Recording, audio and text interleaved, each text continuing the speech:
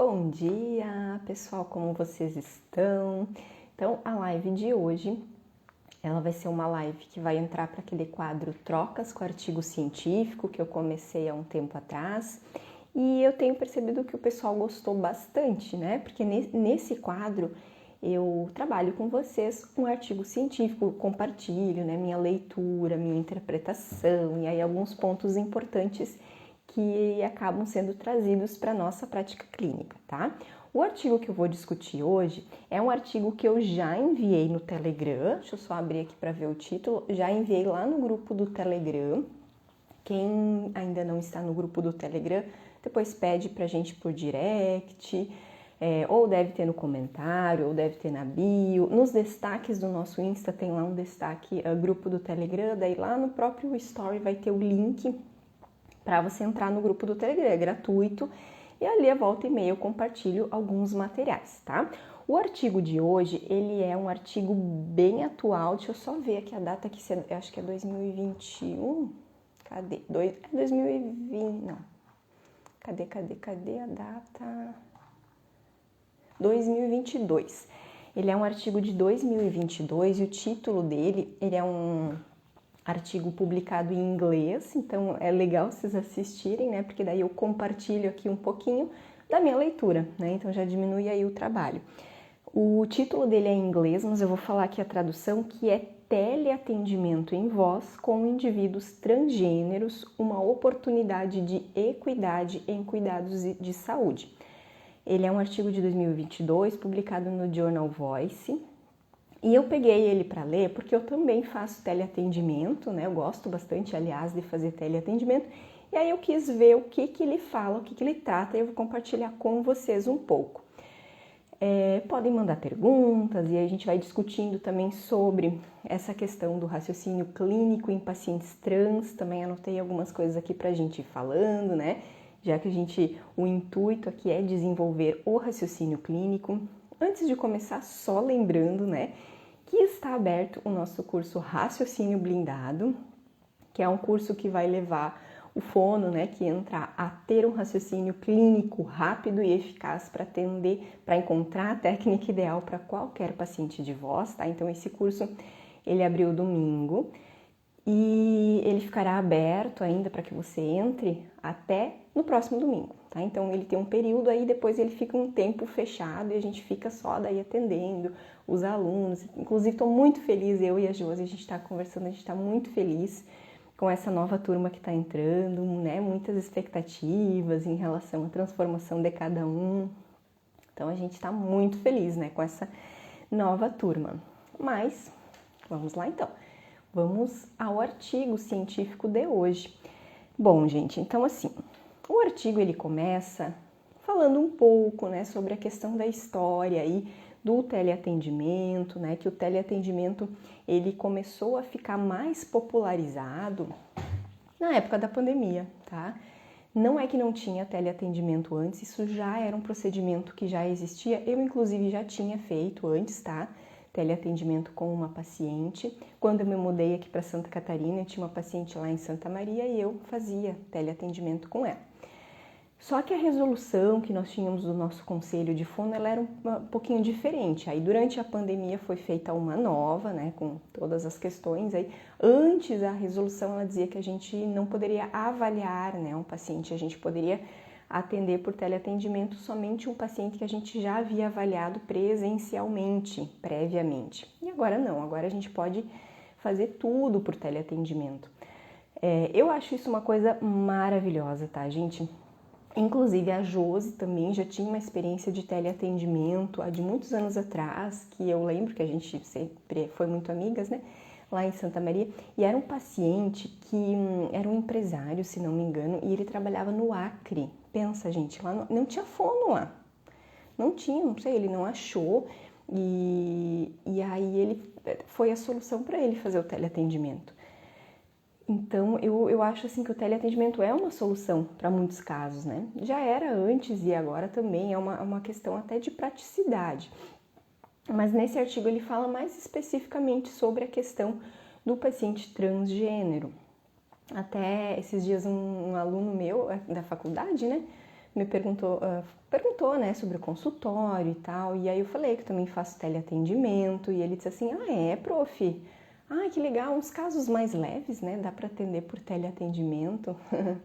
E eu falei, não é casos mais leves, não. O teleatendimento a gente atende qualquer coisa, o pressuposto do teleatendimento é que você pode realizar o teleatendimento desde que o paciente não tenha prejuízo, ou seja, esse atendimento ele não pode ser inferior a um atendimento que seria presencial. Então, se por algum motivo você julga que aquele atendimento deveria ser presencial, que o paciente teria melhores resultados se for presencial, nesse caso, então, você não poderia fazer o teleatendimento, né? Ele não pode ter prejuízo. Então, a gente atende qualquer paciente por teleatendimento, qualquer patologia, tá?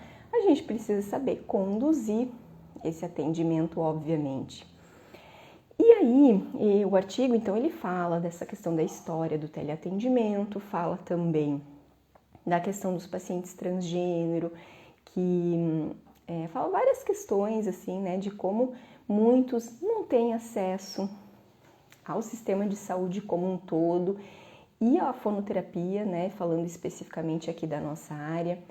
Por quê, gente? Assim, ó, parece besta, né? Porque assim, o SUS tá aí para todo mundo, né?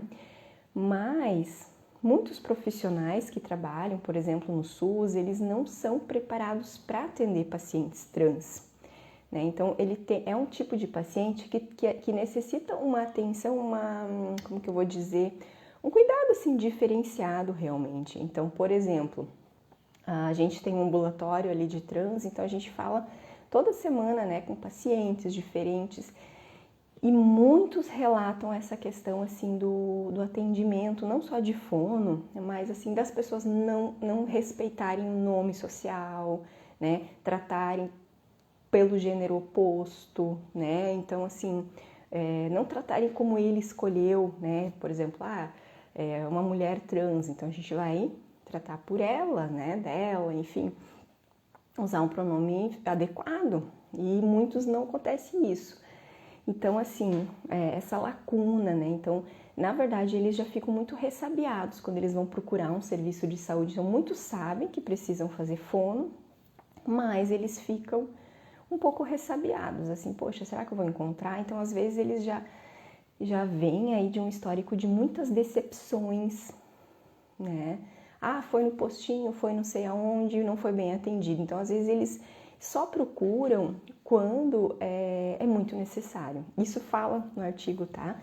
Às vezes, procurar um atendimento, uma coisa que para, sei lá, qualquer pessoa poderia ser algo de rotina, né? Vou marcar uma consulta.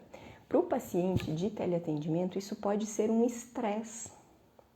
É um estresse ir para um lugar novo, receber um atendimento diferente. E tem mais uma outra questão que também o artigo... daí ele fala, inclusive, que 46, né, ele traz uma referência que cita que 46% dos pacientes transgênero gostariam de fazer um atendimento fonoaudiológico, uma terapia fonoaudiológica, mas que não tem acesso. Então, nesse sentido, o teleatendimento ele resolveria muitas questões relacionadas aí às dificuldades enfrentadas pelos pacientes trans. E daí depois ele fala também que também cita uma outra referência, né? Que 1 em cada 4 pacientes é de zona rural.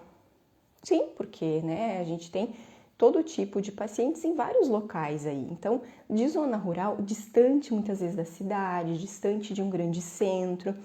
E, ou seja, a porcentagem, aqui ele fala 1 em cada 4, mas daí a porcentagem é 27% dos pacientes moram, né, de um local distante. Ou seja, o que acontece? Esse paciente ele teria que viajar muito para fazer os atendimentos dele, né, normal, assim, a questão do acompanhamento da terapia hormonal, outras terapias que eles precisam fazer, que muitas vezes esses acompanhamentos médicos, muitas vezes são realizados num período mais espaçado, a cada 3 meses ou a cada 6, enfim, depende dali do momento do acompanhamento, mas a fonoterapia não, né? A fonoterapia a gente sabe que a gente precisa realizar com uma frequência maior. ou uma vez por semana, 2 vezes por semana. Então, se é um paciente que mora longe, ele tem que se deslocar para uma outra cidade, gastar dinheiro com passagem, gastar dinheiro com hotel, é uma coisa que não se torna tão viável. Então, ele acaba não fazendo atendimento. E tem mais uma coisa que às vezes a gente não se dá conta, e o artigo ele fala sobre isso, que é a questão de que o paciente, às vezes, ele não se sente seguro em relação à integridade dele, digamos assim. Estou falando em questão de violência, tá, gente? Nós não podemos ignorar esse fato que a literatura traz para nós, né? Que os pacientes transgênero, muitas vezes, eles sofrem muita violência física, inclusive psicológica também. O artigo ele fala também dos pacientes transgênero não binários que acabam sofrendo mais violência ainda, que são os não binários, são aqueles que não se identificam com um gênero específico, tá? E, enfim, é uma realidade assim que às vezes a gente talvez não queira ver, mas acontece. A gente tem os índices de mortalidade, inclusive de pacientes transgênero, a expectativa de vida. Um dia nós estávamos na aula da graduação falando sobre esse tema e um aluno me trouxe uma notícia que mostrou uma estatística com relação à expectativa de vida de pacientes transgênero. Isso já faz, eu acho que já deve fazer uns 3 anos dessa aula, mas eu lembro que todos nós ficamos chocados porque a expectativa de vida do paciente transgênero é tipo menos de 30 anos. Ou seja, muitos são assassinados, sofrem violência, é meio pesado assim a gente falar nisso, mas tem tudo, tem total relação, porque eles se sentem inseguros quando eles têm que ir para um local diferente, para uma cidade diferente, né? Então, nesse sentido, fazer um teleatendimento resolveria muito também essa questão. E até quero deixar aqui para vocês uma sugestão, quem gosta, né, dessa área aí de voz em pacientes trans. Tem um Insta de uma influencer que é uma mulher trans super querida, que é a Francesca. Ela é de Itajaí. O Insta dela, até vou divulgar, quem quiser seguir, é Transpsicologia. Ela é uma psicóloga e ela fala, e eu lembro que agora, algumas semanas atrás, eu até me choquei com um Reels que ela postou, que é chocante, mas é a realidade como eu acabei de falar, que ela falou que ela recebeu flores, né? Então ela vai falando ali da questão de que bom que é receber flores em vida, né? Porque muitas mulheres trans acabam recebendo flores somente depois de mortas, né? Quando elas são mortas. Enfim, ela é muito, eu gosto bastante assim do Insta dela, então quem quiser também seguir para ter mais aí informações, né, sobre essa população, também pode seguir. Mas vamos adiante então com o nosso artigo aqui. Então ele vai falar sobre essa questão de que o teleatendimento ele vem resolver essas questões, tanto da distância, falta de acesso, e eu acho ainda que hoje nós temos poucas fonos que atendem pacientes trans, né, que são qualificadas para atender essa demanda. E aí, então, o paciente é pior ainda, né? Porque ele acaba tendo que buscar mais longe esse atendimento. Tá? E deixa eu ver o que mais aqui. E aí ele fala uma coisa interessante que eu achei muito legal, assim. Que independente, assim, como que eu vou dizer, do nível, né, socioeconômico, hoje em dia a maioria dos pacientes, eles, mesmo da zona rural, eles já têm as condições mínimas para poder realizar um teleatendimento, que seria o quê? Ter um acesso à internet, né? Hoje em dia, não sei aqui, talvez eu vou mentir dizer que a maioria das pessoas de zona rural tem internet, talvez eu esteja mentindo, tá, gente? Isso eu não sei. Eu sei que a gente já vê um aumento, né, com relação ao acesso. Os meus pais, por exemplo, moram na zona rural, inclusive eu adoro lá. Toda vez que eu vou, compartilho alguns stories, é bem no meio do mato, assim, tipo, eu falo que é o interior, é a zona rural, né? E aí enfim, é o interior do interior, eu brinco assim, porque mesmo ainda dentro lá da zona rural é mais afastado ainda até do centrinho, que seria onde tem a igreja, o campo de futebol, aquela coisa assim. Então a gente mora mais afastado, é super longe, E agora já faz alguns anos que tem internet lá. Acho que quando eu estava na faculdade que eles conseguiram, né, ter uma empresa lá que colocou internet. Então hoje já tem, não é aquela internet melhor do mundo, mas, sabe, dá para o gasto, assim. Então o paciente trans, ele também vai ter as condições necessárias. O que mais precisa além da internet? No mínimo ter um celular. Pelo celular você já consegue acessar. E ele fala também com referências, por isso que eu gosto de trazer as referências, porque daí isso reforça coisas que eu falo para vocês. Que você fazer uma captação de voz via celular já é ok, já dá para fazer uma captação muito boa. Né? Eu falo isso até mesmo para fazer análise acústica, dá. Né? Ai, não, imagina se o paciente vai comprar um microfone top para poder fazer uma captação perfeita, né, do jeito que você gostaria. Não, isso ele não vai fazer, né? Não vai comprar um microfone para depois não acabar utilizando, tá? Então, o celular, né, hoje em dia esses celulares que nós usamos, né, eles já têm um microfone muito bom que já dá para ser usado inclusive para fazer análise acústica. Então, eu achei legal esse dado para trazer para vocês. E aí, depois ele fala, né, que os benefícios da fono, eles são super bons, né, para o paciente trans. E aí, ele não fala tanto, assim, sobre, né, qual é a nossa atuação, ele específico, tanto ele não fala, mas eu vou falar um pouquinho aqui também de alguns exemplos, vou dar alguns exemplos para vocês, de coisas que nós podemos trabalhar com o paciente. O que é muito relatado pelos pacientes, eles chegam e falam muito sobre a frequência da voz, né? Eu quero gravar, quero agudizar. E algumas vezes isso é um pouquinho limitado pra gente, mas tem muita coisa que a gente pode fazer, gente. A gente vai fazer uma avaliação também completa no paciente trans, não somente da frequência. A gente vai fazer uma avaliação completa e ver o que precisa ser trabalhado, né? Ontem a gente atendeu também pacientes lá, enfim. Deixa eu pensar agora, ontem era a segunda, né, que era o dia lá do ambulatório. Eu vou falar aqui alguns exemplos assim de coisas que eu já vi. Por exemplo, faz de conta assim um homem trans, né? Ele fala assim, porque eu gostaria de ter a minha voz mais grave, né? Só que a questão da voz grave no paciente trans masculino, ele vai ficar mais grave com a hormonioterapia, né? Mais ou menos ali num período de 6 meses, ele vai ter um crescimento de laringe e vai ter a voz mais grave. Mas tem alguns pacientes que têm a ressonância faríngea, né? Então, o que vai acontecer? A ressonância faríngea ela vai trazer um pitch agudo, que não é legal. Então, o paciente ele já quer trazer esse pitch mais grave e continuar com a ressonância faríngea. Então, isso é uma coisa que a gente vai trabalhar na fonoterapia.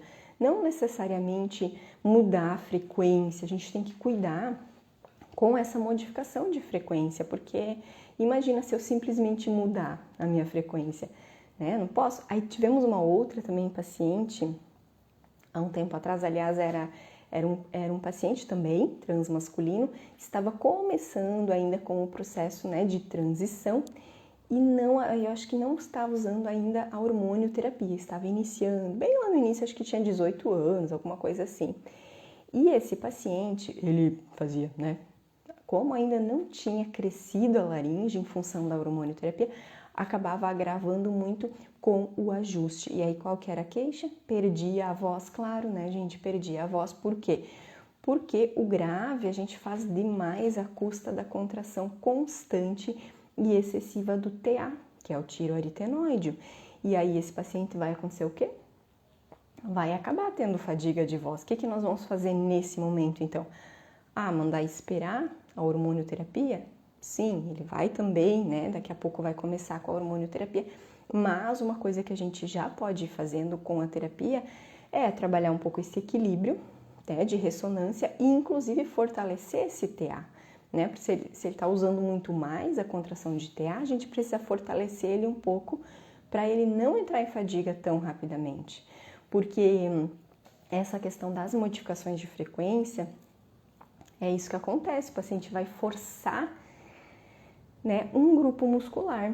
Se é uma mulher trans, às vezes pode forçar o agudo, um homem trans força o grave, que daí é pior, né? Em questão de fadiga, é pior forçar o grave. Que mais, gente? Que eu tô lembrando de exemplos assim. Ah, teve um outro homem trans também. Olha que legal, eu tô lembrando de alguns exemplos de homem trans, né? Porque muitas vezes o que mais nos procura são mulheres trans.